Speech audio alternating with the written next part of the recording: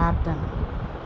పరిశుద్ధుడు, ప్రేమ కనికరం కలిగిన ప్రియ మా పరలోకపు తండ్రి, మీ ఘనమైన మహిమ గల అద్భుతకరమైన ఆశ్చర్యకరమైన కీర్తి కలిగిన ఘనత కలిగిన నామమును బట్టి స్తోత్రములు.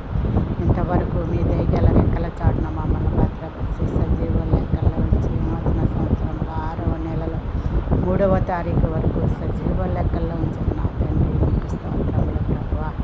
ఈ రోజును చూడలేని వారు ఎంతోమంది ఉన్నారు. మాకంటే గనులు, శ్రేష్ఠులు, చిన్నవారు, పెద్దవారు, అందము గలవారు, ఐశ్వర్యము గలవారు, జ్ఞానము గలవారు, తెలివి గలవారు, వివేకము గలవారు, నీతిమంతులైన వారు, పరిశుద్ధులైన వారు ఎంతోమంది చనిపోయి మరువబడిపోయారు ప్రభువా.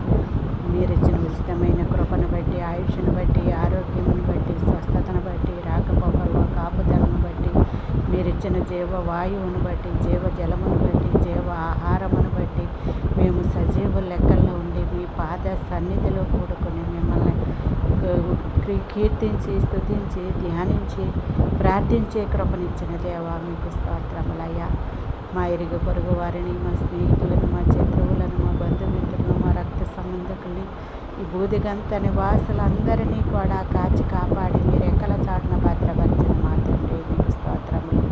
గృహాలు లేని వారికి గృహాలు దయచేయండి, అన్నవస్త్రాలు లేని వారికి అన్నవస్త్రాలు దయచేయండి, సంతానం లేని వారికి సంతానం దయచేయండి, గర్భిణీ స్త్రీలకు సుఖమైన ప్రసూతిని, శ్రేష్టమైన బహుమానాలు దయచేయండి. భర్తలు వదిలేసిన భార్యలు, భార్యలు వదిలేసిన భర్తలు ఎంతోమంది వారిని అందరినీ కుటుంబీకులుగా కట్టండి. కోర్టుల చుట్టూ, స్టేషన్ల చుట్టూ తిరుగుతున్న బిడ్డలకు న్యాయం చేకూర్చండి. ఆర్థిక ఇబ్బందుల్లో కూరుకుపోయి తల్లడిల్లిపోతున్న బిడ్డలకు మీ క్రీస్తు యేసు మహిమైశ్వర్యాన్ని ఇచ్చి వారి ఆర్థిక ఇబ్బందుల నుంచి విడిపించండి నాయన.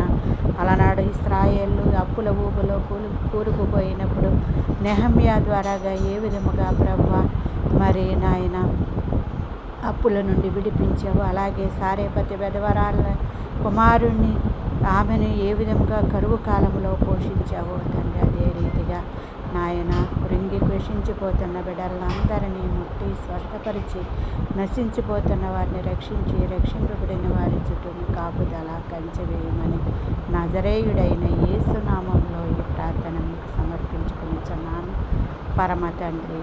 ఆమేన్.